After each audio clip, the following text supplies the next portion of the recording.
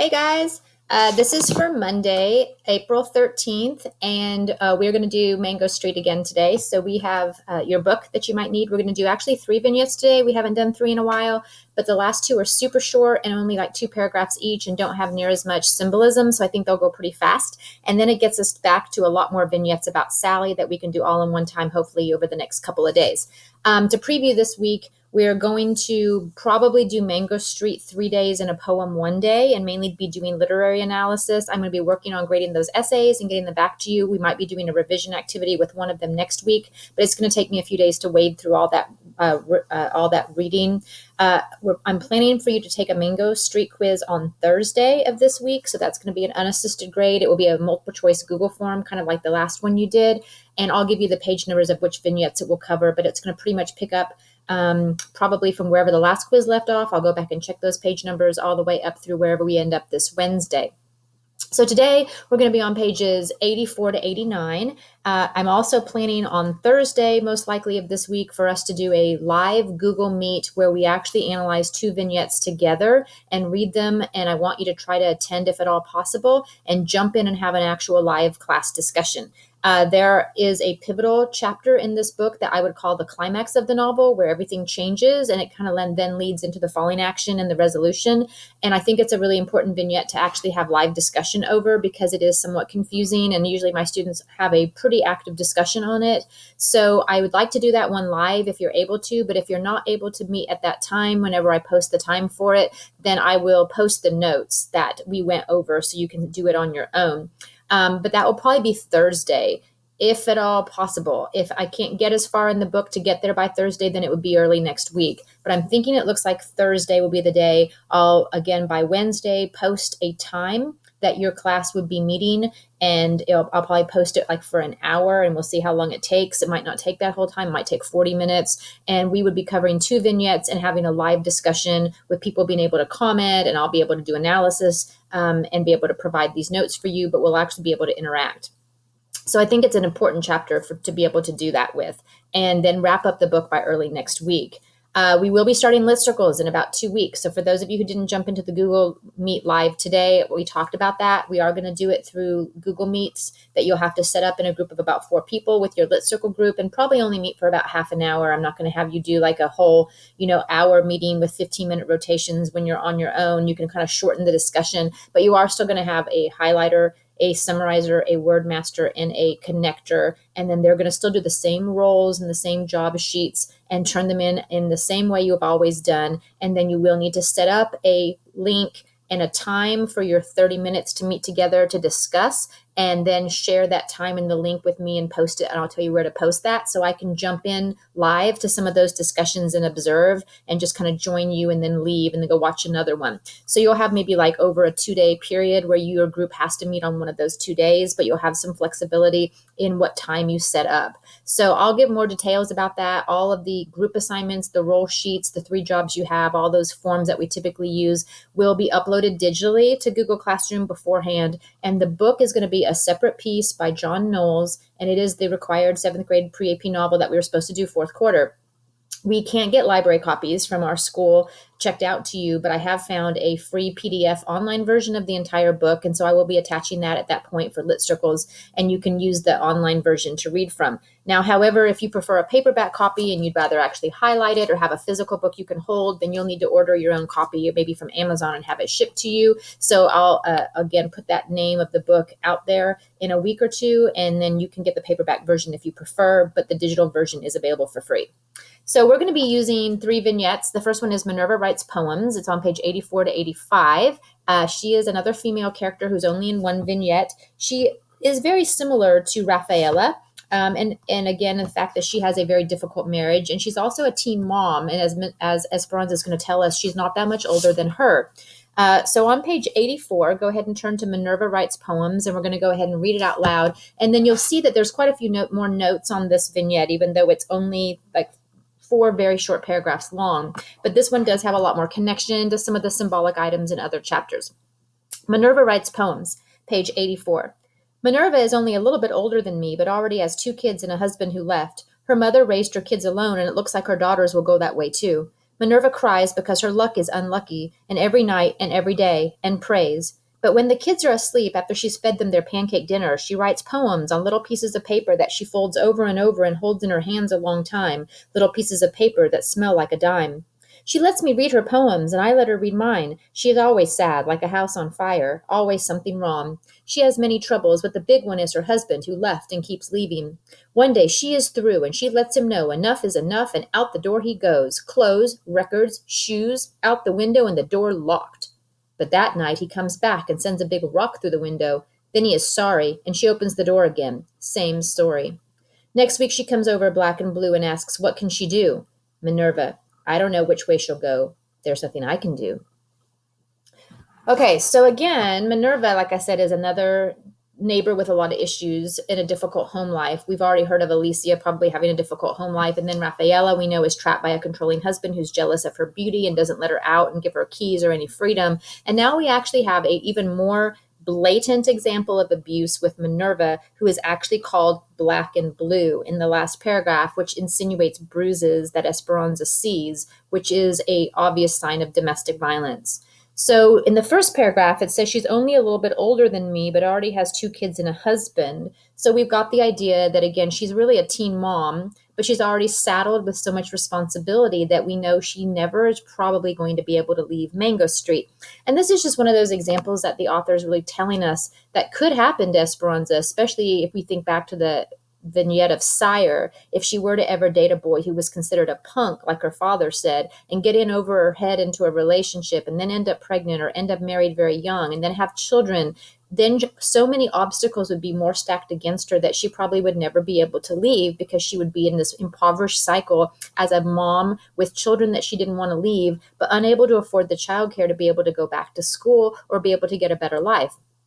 And we saw that in the What is Poverty essay, if you remember us reading that in class, about the mom who ended up having to go on welfare because the cost of her children's childcare was only a couple dollars less than what she would make to work full time. So it didn't even make any benefit to her. And it was so difficult for her to find safe childcare. And that's the essay where she left her children, if you remember, with Granny, and she came back and the baby's diaper was stuck to its bottom and it had not been changed all day, and one child was playing with glass. So again, we see that similar idea that if you are someone in this neighborhood who has these obstacles and you end up in a relationship, or you end up kind of like burdened with child responsibilities, you will even cut your chances of freedom even less. Now, her husband is obviously abusive. We don't know what he did to make her throw him out. Maybe he cheated on her. We don't know. Maybe it's because he hit her the first time. But again, she does take action. She throws him out, and it does seem that it is a repetitive cycle.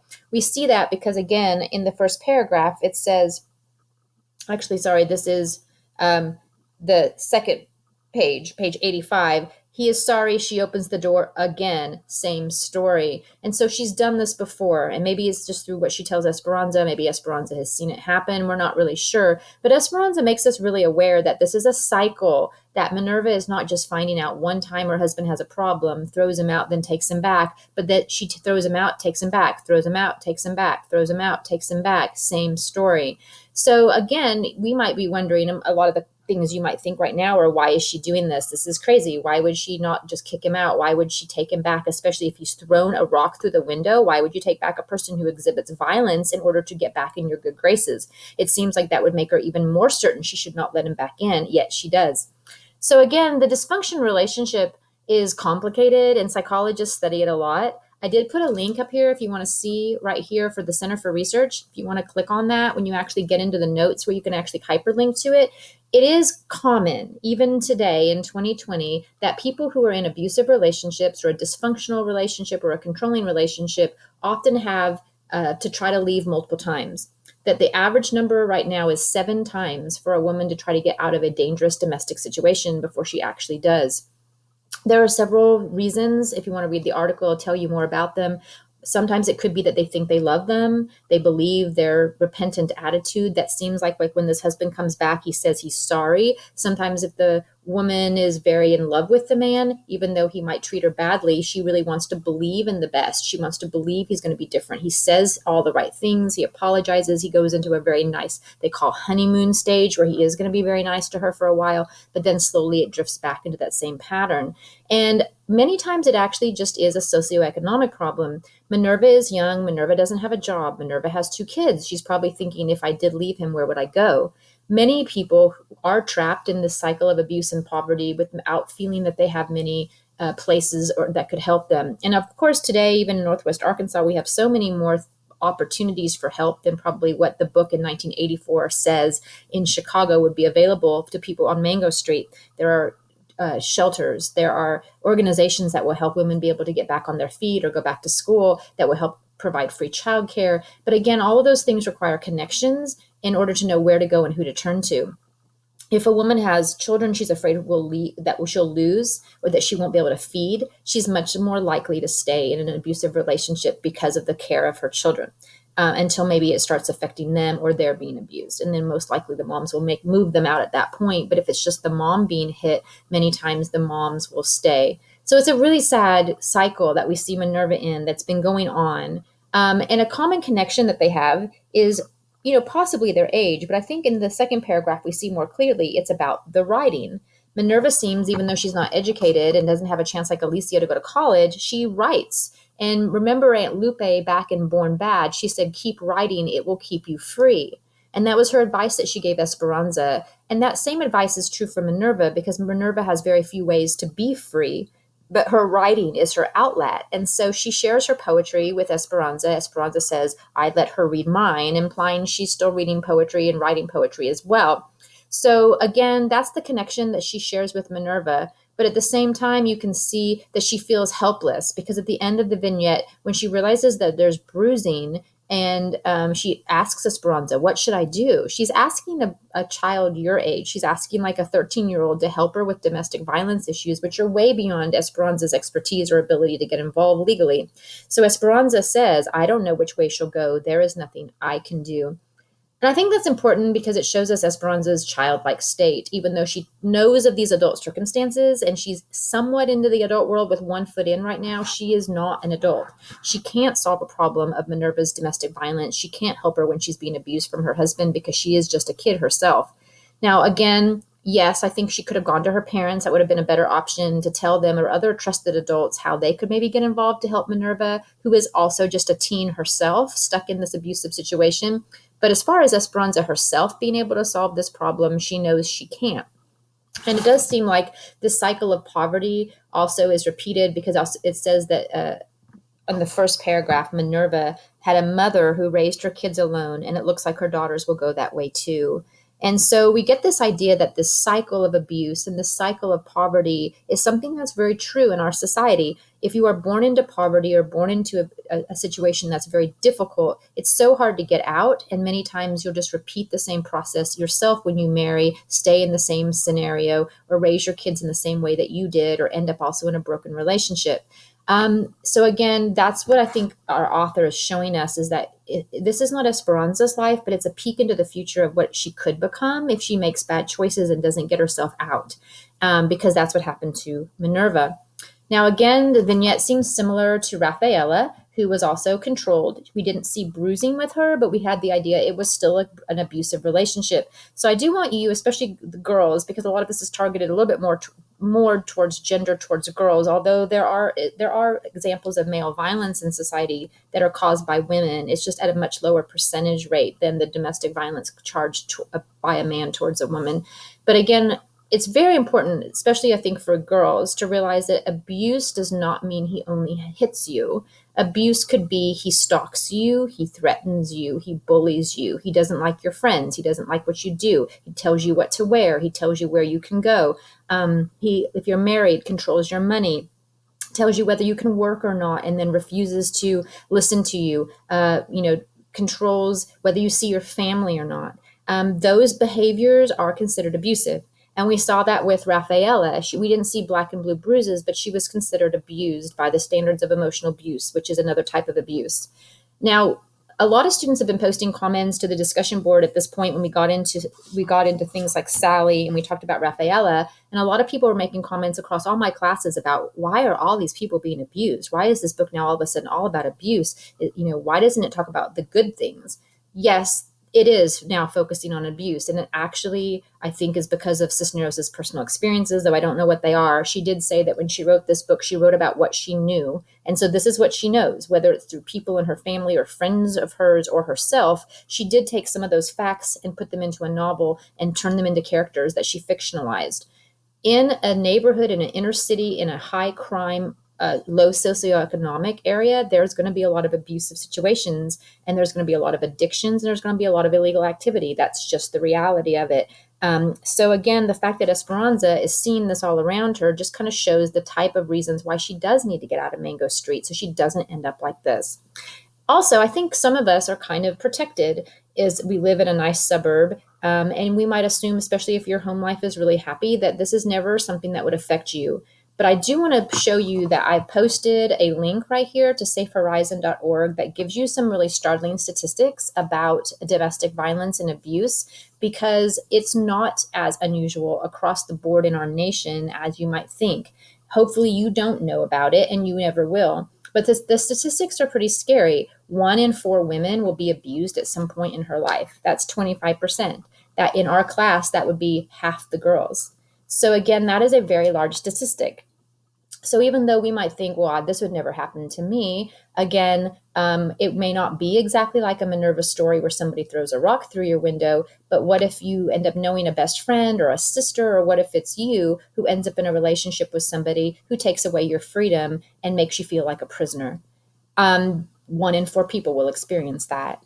So again, I want you to take it seriously that the book does deal with issues that are real life. It may not be your life, and I hope it's never your life, but it is someone's life. And it does happen regularly all over Bentonville, Rogers, all over the country. It's not just usually excluded to low income. Also, there can be people who are addicts and who are abusive personalities, who rage at their family, who have money and live in a gated country club neighborhood. So again, just realize that even though it seems like this book is taking kind of a dark turn, it doesn't mean the whole book is going to be this way, but it also is realistic in the fact that this is a topic that our society does deal with. So let's go on to the other 2 shorter vignettes that don't quite have as many symbolism ideas we have to cover. So there's less bulleted points. Bums in the Attic is on page 86 to 87 if you want to turn over there. And this is, again, a bum would be a slang word for like a homeless person. So if you're not quite sure what the terminology is about, Esperanza is talking about homeless people that she would meet, and she's talking about an attic in her future dream home. And this is what she envisions for herself. Bums in the Attic. I want a house on a hill like the ones with the gardens where Papa works. We go on Sundays, Papa's day off. I used to go, I don't anymore. You don't like to go out with us, Papa says. Getting too old? Getting too stuck up, says Nenny. I don't tell them I'm ashamed, all of us staring out the window like the hungry. I am tired of looking at what we can't have. When we win the lottery, Mama begins, and then I stop listening. People who live on the hills sleep so close to the stars, they forget those of us who live too much on earth. They don't look down at all except to be content to live on the hills. They have nothing to do with last week's garbage or fear of rats. Night comes, nothing wakes them but the wind. One day I'll own my own house, but I won't forget who I am or where I come from. Passing bums will ask, can I come in? I'll offer them the attic and ask them to stay because I know how it is to be without a house. Some days after dinner, guests and I will sit in the front of the fire. Floorboards will squeak upstairs and the attic will grumble. Rats, they'll ask. Bums, I'll say, and I'll be happy. I really like this chapter, and I think the reason why is because I see Esperanza's vision for her life kind of taking shape. If you think back to the beginning of the book in chapter 1, when she was talking about her dream house and what she wanted for it, on page 4, she's saying things like, it'll have running water and pipes and real stairs, and we'll have a basement and 3 bathrooms, and it'll be white with a great big yard and grass growing without a fence. She didn't say what she would use the house for. And she never said why she would need a house. It was just because it was fancy, or because she wanted the luxury or the comforts of having more space or a bigger yard or a bathroom she could use without sharing. This is one of the first chapters that we begin to see that Esperanza sees her calling on her life to be something to help people.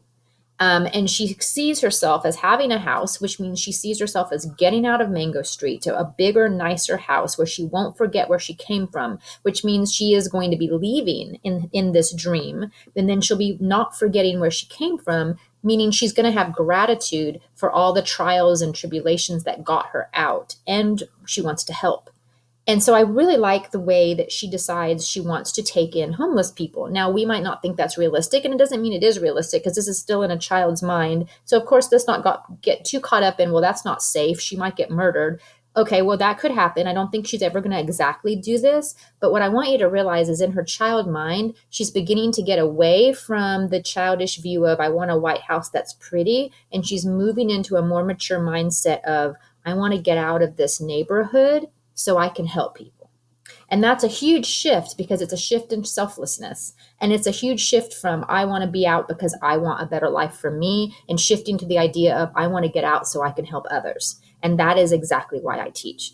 And so Esperanza at this point is probably more mature in her mindset than many adults today who are only focused on self and making money. So again, this short vignette does reveal a few things about her papa. He is apparently a gardener of some sort or a landscaper, and he works in these very rich neighborhoods where they go drive around on Sundays and look at the fancy houses. And so she says it's the ones with the gardens where papa works. So he somehow works in the rich neighborhoods, most likely outdoors because we knew he had calloused hands and work boots from the chapter where papa wakes up tired in the dark. There's also a reference to windows again. She's in a car. Her family has bought a car since chapter 1 where they didn't have a car yet. And she's looking out the car window and she says, I don't want to look and stare out the window like the hungry. And so once again, we can see the window is between the beautiful rich houses and she's in the car stuck over here. And she's looking through that portal again to the rich houses she cannot have. And so once again, the window is kind of that barrier. And this time it's a barrier for her. And it's about money and wealth. She also does mention a dream house, but notice, like I said, the dream house in this chapter has nothing to do with what it looks like. It's only what it's used for.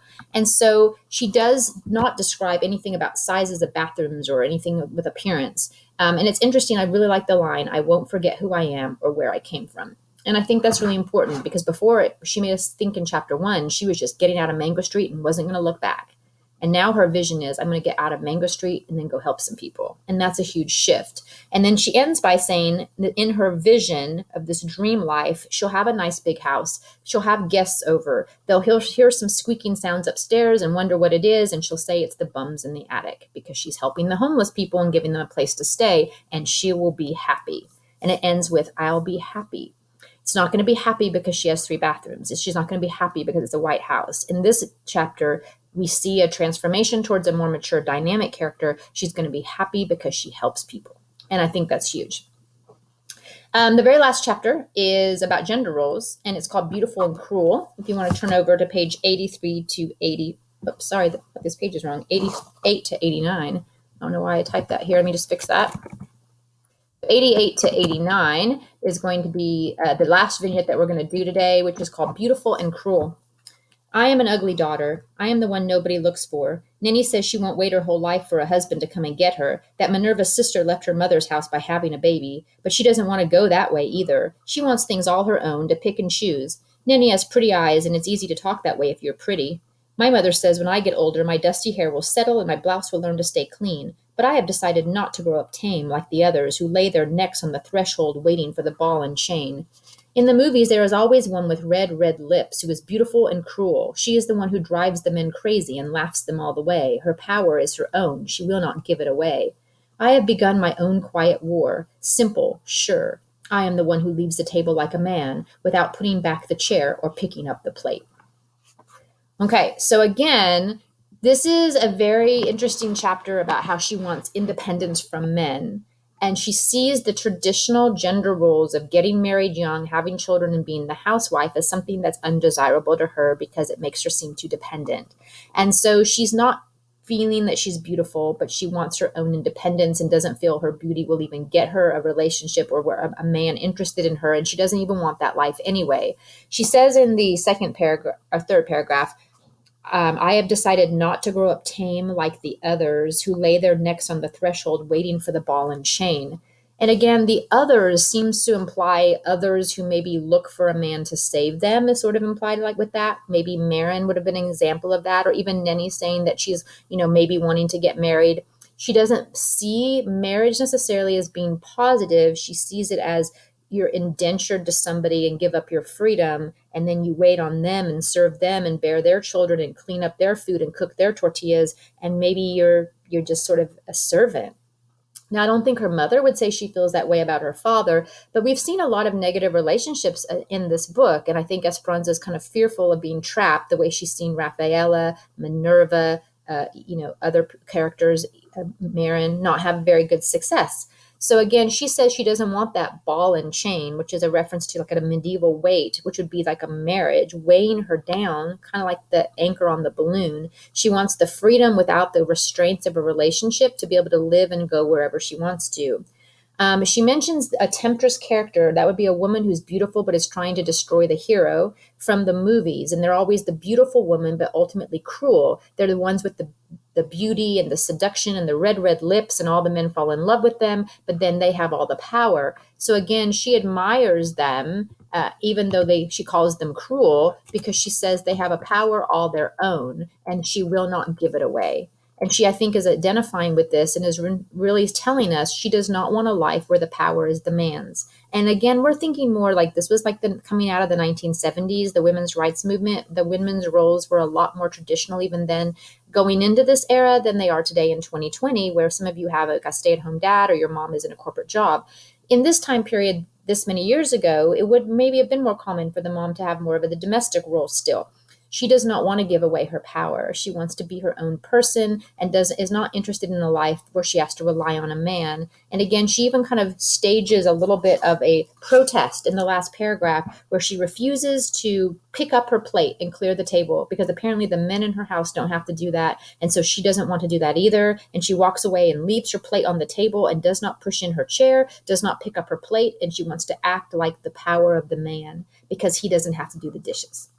And so today, maybe in your family, the men do the dishes. I'm not saying that men don't do dishes, but she's just going by the traditional role in her family or her culture, or what she's seen, that women do the kitchen duty and the men leave the table. And she's saying, I don't want that. I want something different than what I see my mother having, and I'm going to leave the table too. So again, we begin to see, I think, a little bit more strength in her character as she's beginning to figure out a role for herself and what she sees her future to be like. Definitely not reliant on a man, which I think we're all saying, well, that's good because Sire would have been a really bad choice. But now maybe she's seeming a lot more rebellious a little bit in her attitude about wanting to be really independent and a little bit different. So that's where we're stopping for today. And again, there's not going to be a written assignment today since you had that big essay that due at the end of last week. So tomorrow we'll be dealing with something that you'll be working on. And then again, there'll be a quiz. I think I said Wednesday over House on Mango Street. So you can be reviewing that as well. I'll put the page numbers and post that probably by tomorrow. So you'll know what pages that will cover once I see how far we get. So this was Monday's lesson. So again, thank you so much for watching. If you still haven't already subscribed to my YouTube channel, please subscribe. And don't remember, like and subscribe. And again, hit that button for more notifications. And I will probably see you tomorrow. Bye.